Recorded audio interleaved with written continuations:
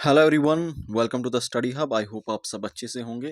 तो कंप्यूटर पढ़ रहे हैं हम। कंप्यूटर के अंदर अभी तक हमने क्या देखा, थोड़ा बेसिक सा देखा हमने, कंप्यूटर होता क्या है, इवोल्यूशन देखा हमने कंप्यूटर का, कंप्यूटर के कैरेक्टरिस्टिक्स, एप्लीकेशंस, ये सारी चीज़ें देखी, और सबसे इम्पोर्टेंट हमने कंप्यूटर का आर्किटेक्चर पढ़ा। ओके, आज का जो हमारा टॉपिक है, आज का हमारा टॉपिक होगा कंपोनेंट्स ऑफ कंप्यूटर, कि भाई कंप्यूटर के कंपोनेंट्स क्या क्या हैं। ठीक है, तो कंप्यूटर के अगर कंपोनेंट्स की हम बात करें तो ब्रॉडली दो तरह के कंपोनेंट्स हमें देखने को मिलते हैं। एक होगा जिसको हम हार्डवेयर बोलेंगे, और दूसरा होगा आपका जिसको हम सॉफ्टवेयर बोलेंगे। हार्डवेयर का मतलब क्या होता है, कंप्यूटर का वो पार्ट जो टेंजिबल होगा, जिसको टच किया जा सकता है। ओके, जिसके अंदर आपका कीबोर्ड आएगा, आपका माउस आ जाएगा, आपके स्पीकर आ जाएंगे, आपका मॉनिटर आ जाएगा, ये सारी चीज़ें आ जाएंगी। ओके, प्रिंटर, ये सारी चीज़ें टेंजिबल।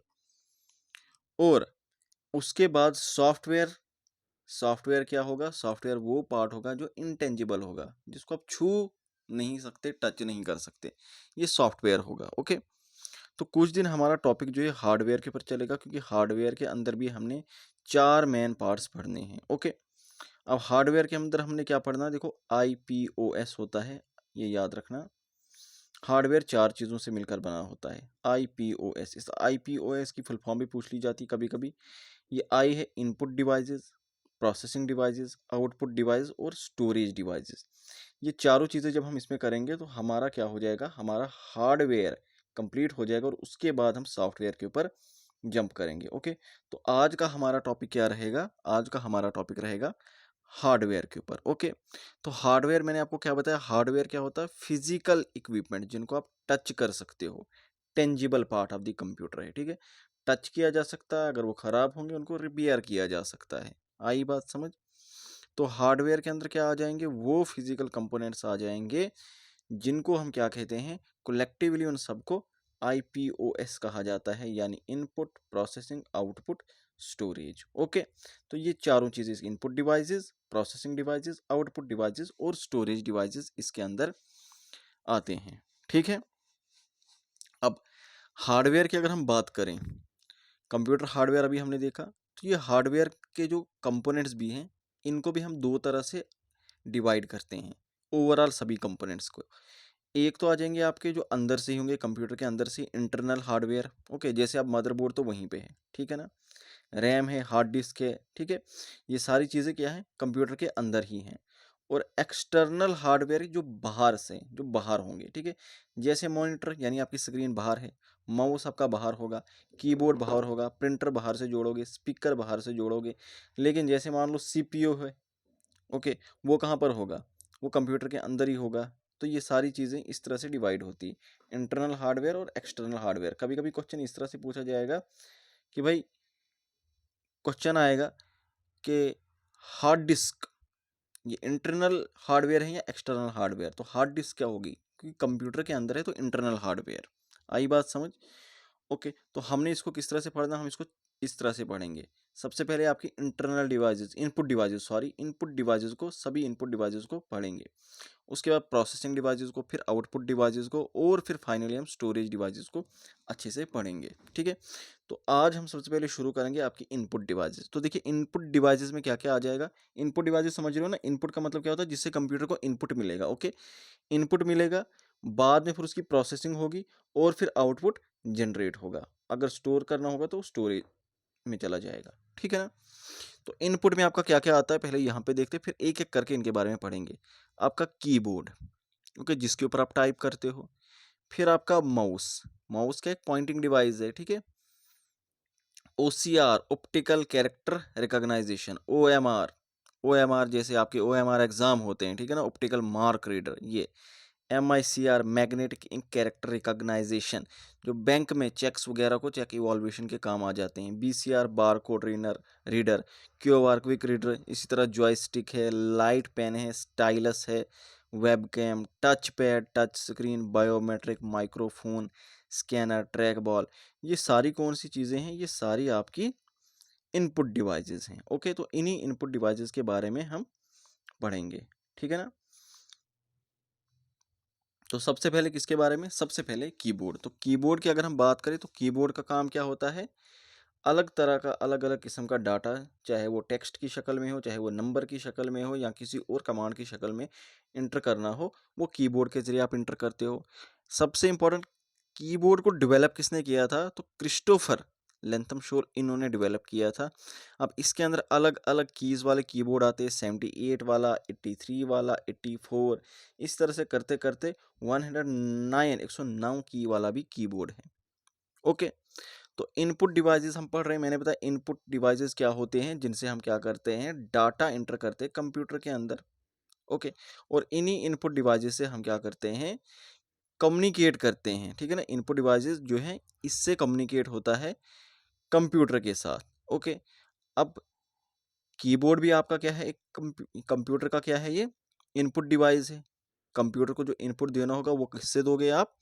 वो दिया जाएगा आपके कीबोर्ड से। आई बात समझ? अब कीबोर्ड की लेआउट की अगर हम बात करें, तो जो फिजिकल अरेंजमेंट होती है वो किस तरह की होती है? एक तो कॉमनली जो हमारे यहाँ यूज़ होता है क्वेर्टी, यानी आपने देखा होगा यहाँ पर जो लेटर होंगे वो इस तरह से होंगे, QWERTY, और इस तरह से नाम पड़ा इसका क्वेर्टी। इसी तरह से एक एजर्टी है, एक ड्वार्क है। ड्वार्क जो है ये सबसे फास्टेस्ट लेआउट होता है। ओके, लेकिन सबसे कॉमनली यूज जो होगा वो कौन सा होगा?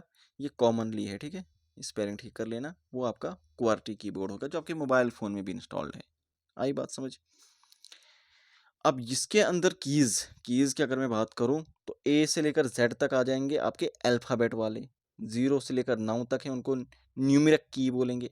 इसी तरह से F1 से लेकर F12 तक क्या है, आपकी फंक्शन की। बहुत इंपॉर्टेंट कीज़ पे क्वेश्चन आते हैं।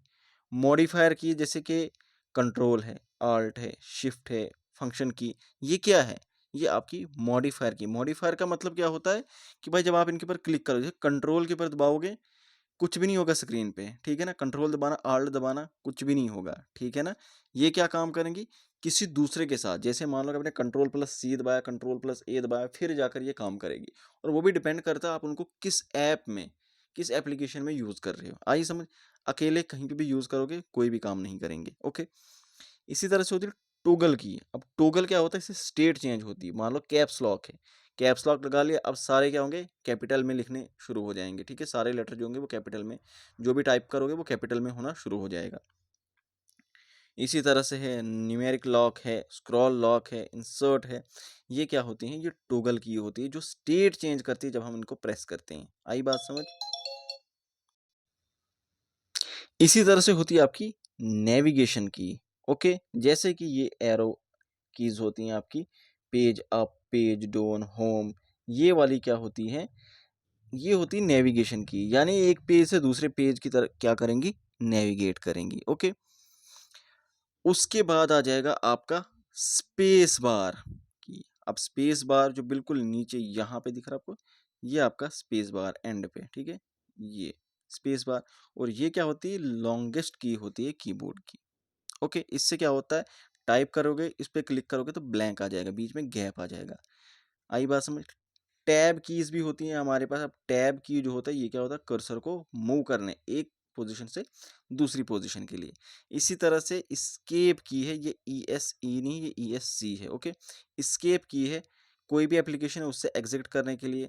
ओके, ये देखो, उसके बाद होता है PRT, ये किस लिए होती है? स्क्रीन कैप्चर करने के लिए, पिक्चर स्क्रीन, ठीक है, इसको कैप्चर करने के लिए। इंटर की जो होगी किसके लिए होगी? कर्सर को इंटर करने के लिए। कर्सर को मूव करने के लिए आपकी टैब की। ओके, लेकिन कर्सर को इंटर करने के लिए इंटर की, यानी इंटर दबाओगे कर्सर सामने अपीयर हो जाएगा। ओके, इसी तरह से होती है आपकी दूसरी इनपुट डिवाइस की बात करें, आपका माउस। तो माउस क्या है? ये एक पॉइंटिंग डिवाइस है, इसको जहां ले जाओगे एरो उस तरफ चलना शुरू हो जाएगा। इसको डेवलप किया था डोगलास ईगलबार्ट ने। और ये किस लिए होता है? यूज फॉर मोशन एक्टिविटी और एक्शन बाय पॉइंटिंग। ओके, तो माउस तो यूज किया ही होगा आपने। ओके, तो जहाँ पे भी जाना, जिस फाइल के ऊपर भी जाना है, माउस की डायरेक्शन उस तरफ ले जाओ और फिर क्लिक कर दो। ओके, पॉइंट करो, क्लिक करो, ड्रैग कर सकते हो। ओके, ये काम करता है GUI प्लेटफॉर्म पे, ग्राफिकल यूजर इंटरफेस। तो ये graphical user interface, command user interface, इनको हम अलग से लेक्चर में पढ़ेंगे। ओके, बस इतना याद रखना यहाँ पर कि ये GUI प्लेटफॉर्म पे काम करता है। 3 तरह के माउस देखने को मिलते हैं, ऑप्टिकल माउस, मैकेनिकल और वायरलेस। अगर LED सेंसर के ऊपर काम कर रहा है तो ऑप्टिकल, अगर उसके अंदर एक बॉल है, बॉल लगा हुआ है तो वो मैकेनिकल हो जाएगा, और अगर रेडियो वेव से कम्युनिकेट करता है तो वो वायरलेस माउस बन जाएगा। ओके, तो इसी तरह से बाकी फिर ये छोटी-छोटी डिवाइसेस बच जाती हैं, ओसीआर, ओएमआर वगैरह। इन सभी डिवाइसेस को नेक्स्ट लेक्चर में ये सारी डिवाइसेस हम कंप्लीट करके आपका इनपुट वाला पोर्शन खत्म करके आपकी प्रोसेसिंग वाली डिवाइस पे चले जाएंगे। ठीक है, सो आई थिंक आज के लिए इतना काफ़ी है। Thank you so much, bye bye, take.